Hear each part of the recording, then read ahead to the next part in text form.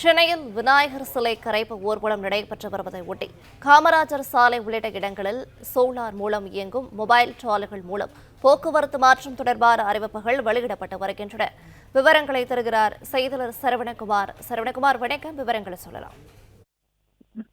விநாயகர் சிலைகளை கரைப்பதற்கான அந்த வழித்தடங்கள்ல போக்குவரத்து மாற்றங்களை காவல்துறை அறிவித்திருக்கிறது. குறிப்பாக திருவல்லிக்கேணியில் இருந்து சாந்தோம் நெடுஞ்சாலை வரை வாகன போக்குவரத்து மெதுவாக இருக்கும் என்றும், அதனால் காந்தி சிலை, ஆர்கே சாலை சந்திப்பிலிருந்து வலதுபுறம் திரும்பி பிஎம் தெரு, லஸ் ஜங்ஷன், அது போன்ற அமிர்தாஜன் சந்திப்பு உள்ளிட்ட சாலை வழியாக வாகனங்கள் மாற்றிவிடப்படுகிறது. அதே போன்று சிபி ராமசாமி சாலை, செயின்ட் மேரி சந்திப்பு, காளியப்பா சந்திப்பு, சீனிவாச அவென்யூ உள்ளிட்ட சாலை வழியாக அந்த வாகனங்கள் எல்லாம் திருப்பிவிடப்படுகிறது. அதே போன்று அடையாறிலிருந்து சாந்தோம் நெடுஞ்சாலை நோக்கி வரக்கூடிய வாகனங்களும் ஆர்கே நகர் சாலை வழியாக திருப்பிவிடப்படுகிறது.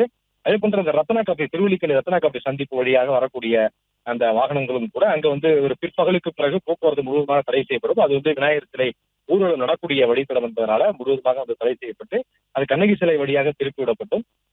இது போன்ற விநாயகர் சிலை ஊர்வலங்கள் வரக்கூடிய அந்த வழித்தடங்கள் எல்லாம் போக்குவரத்து மாற்றம் செய்யப்பட்டிருக்கக்கூடிய நிலையில அங்க நவீன தொழில்நுட்ப வசதிகள் கொண்ட இந்த நடமாடும் டைவர்ஷன் டிராலி போன்ற பல்வேறு இடங்கள் அமைத்திருக்கிறார்கள். இது சோலார் மூலமாக இயங்குவதாக போலீசார் தெரிவித்திருக்கிறார்கள்.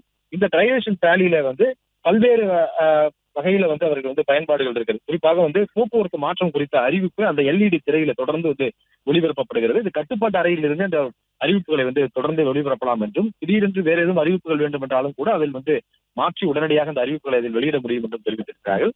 அதிலேயே ஒலிபெருக்கி இருக்கிறது. காவல்துறையினர் தங்களுக்கு தேவையான விஷயங்களை தெரிவிப்பதற்கு, மக்களுக்கு தெரிவிப்பதற்கு அந்த ஒலிபெருக்கியை பயன்படுத்திக் கொள்ளலாம். அது சிசிடிவி கேமரா அதில் கட்டுப்பாட்டு அறையிலிருந்து நேரடியாக கண்காணிக்கக்கூடிய வகையில சிசிடிவி கேமரா இருக்கிறது. அந்த கேமராவில் நேரடியாக அதிகாரிகளே பார்த்து அதில் அந்த இடத்தில் எதுவும் பிரச்சனைகளோ அல்லது வேற எதுவும் போக்குவரத்து நெரிசலோ ஏற்பட்டால் அங்கே செய்ய வேண்டியது தொடர்பான உத்தரவுகளை அதன் மூலமாக பிறப்பிக்கலாம்.